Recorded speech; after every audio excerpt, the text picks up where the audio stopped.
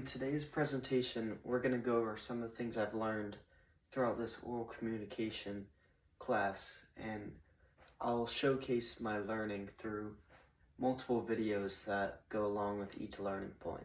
So the first point we'll cover today in the things that I've learned throughout this year is body language. And body language is so integral if you're going to present to appear more confident, and it'll give your audience, it'll make them think that you're smarter and you know what you're talking about.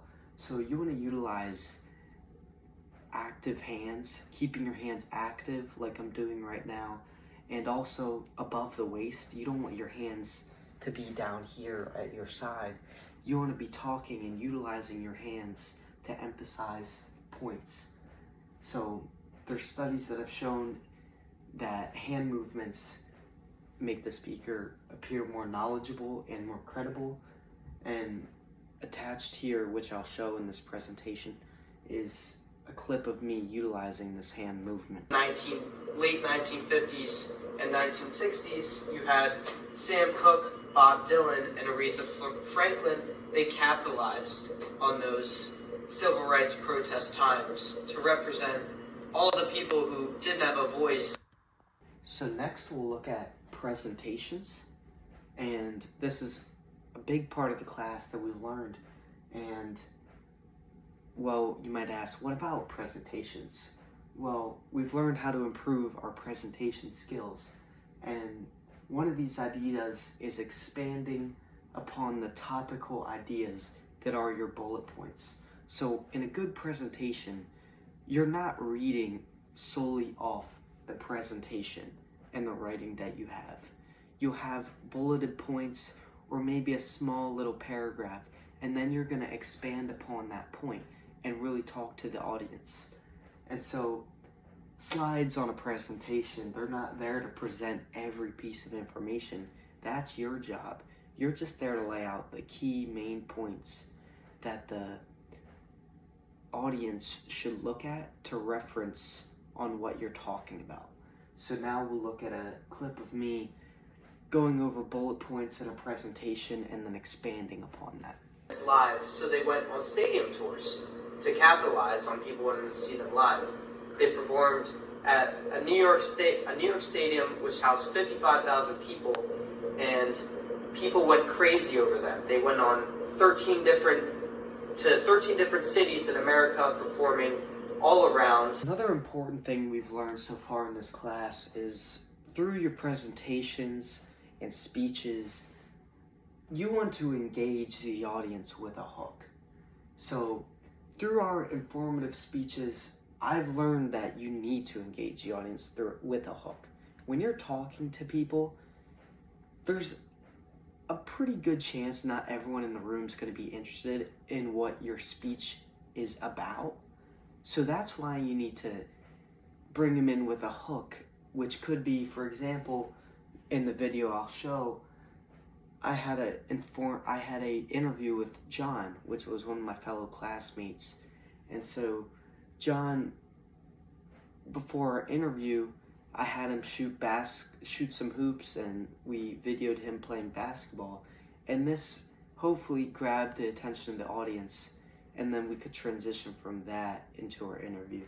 So getting the audience attached with a hook is super important for their attention, grabbing their attention, and making sure they're listening to what you're going to say.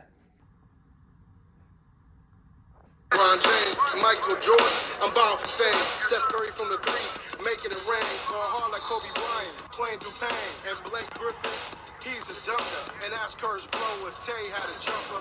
I'm ballin', I got shooters like Kobe. I'm ballin', I got shooters like Ginobili. I'm in the zone like the 2-3 off the perk. I got shooters so don't end up on a t-shirt. I'm in the game while you watching from the sideline. Going hard in the paint, ain't nobody blocking mine. Alright guys, welcome to our... Another key idea that I've learned this year is the importance of nonverbal gestures. And this goes through all of communication. You're always communicating with people. If you're looking at someone, you don't even have to be talking to them. You're communicating information about yourself and about how you view everything around you through your nonverbals. This could be through your posture, it could be by your facial expressions, which humans are very good at picking up at. So making sure when you're talking you maintain solid eye contact to make the person you're listening to know that you're paying attention, and also nodding your head in approval to let them know that, hey, I'm listening to what you're saying, I'm agreeing with what you're saying, I'm hearing and I'm encoding or decoding what you were saying. So these are some things that you should do in communication, is pay attention to your nonverbals, make sure you're giving back positive feedback when you're listening, because you're always communicating with people. And in this clip, we'll look at me using nonverbals and nodding my head in improvement of John, who I interviewed. Being on top of my schoolwork, finals right around the corner, so I'm rushing and going through everything really. So this will be the last thing we'll go over today, and adaptability is extremely important in communication. And what adaptability is a lot of times, for example, say you're going on a date with a really pretty girl or guy. You might go into that date, you might get like a script or think of questions you're gonna ask and kind of replay how you think this date is gonna go in your head. And then when you get there, it's never gonna go exactly how you planned. She might give a different answer. Maybe she shows up late. Maybe the restaurant you were gonna go to canceled, so you have to shift your date somewhere else.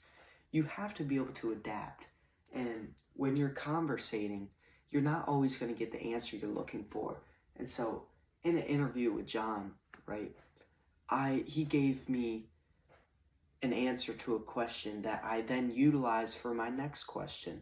And this will help engage him and make him know that I'm listening to what he's saying, and it'll get the flow of the interview to be more flowy and to be more smooth. So being adaptable is really important in communication for the flow, to let your audience or the person you're talking to know that you are listening to them rather than just going off a script. So we'll look at a video of me adapting to Your top priorities right now in your current day-to-day life. Right now, my top priorities are school and making money. I run a business online, so. Oh, really? What business is that? It's a Shopify business. Oh, really? Yeah. That's sweet. So, what are some challenges that you may be facing right now? And that could be maybe your online business, could be from school. So, what are some of those challenges you have? I think right now it's just. That'll be it for our presentation today, and hopefully you got to look into some of the things that I've learned throughout this communication class and things that I'm going to apply to my communication, my speeches, my informative speeches, potential interviews. These are things that can apply to my everyday life. And so hopefully you can see some of the things I've learned, some important things, and thank you for listening.